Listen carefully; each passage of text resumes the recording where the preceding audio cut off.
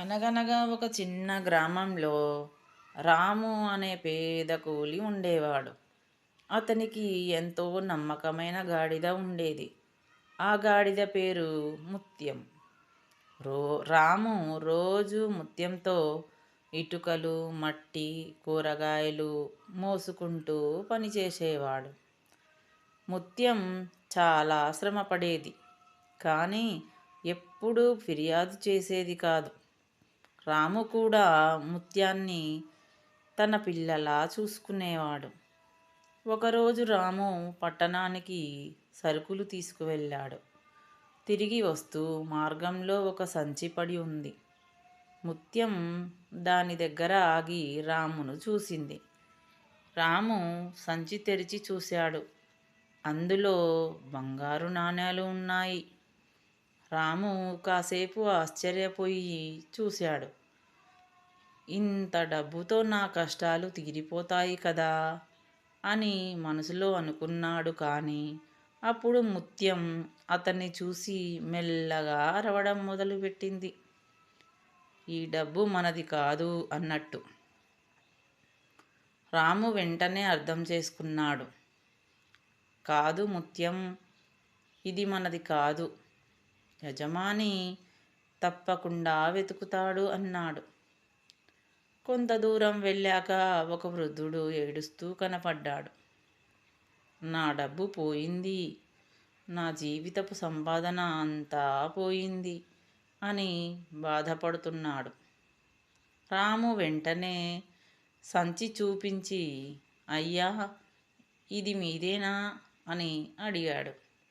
ఆ వృద్ధుడు ఆనందంతో కన్నీళ్లు పెట్టుకుని, అవును నాయనా, దేవుడు నిన్ను ఆశీర్వదిస్తాడు అన్నాడు. అతను రాముకి బహుమతిగా కొన్ని నాణేలు ఇవ్వాలనుకున్నాడు. కానీ రాము తీసుకోలేదు.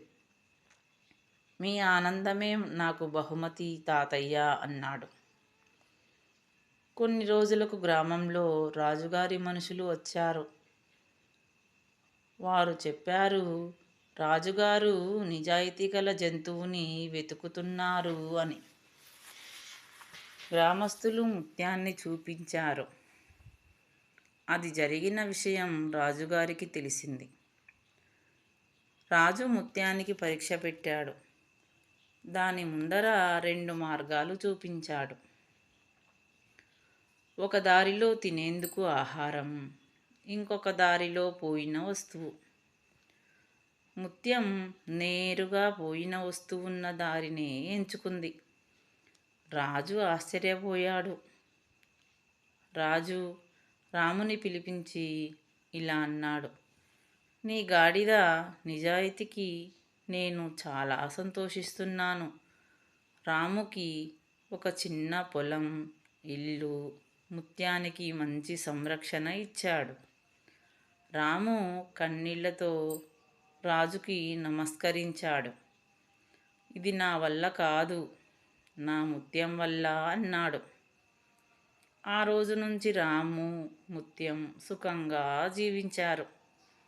గ్రామంలో పిల్లలకి, పెద్దలకి అందరూ ఈ కథ చెప్పుకుంటూ నిజాయితీ విలువలు గుర్తు చేసుకుంటూ ఉండేవారు. నీతి ఏమిటంటే, నిజాయితీ ఉన్నవారికి దేవుడు ఎప్పుడూ సహాయం చేస్తాడు.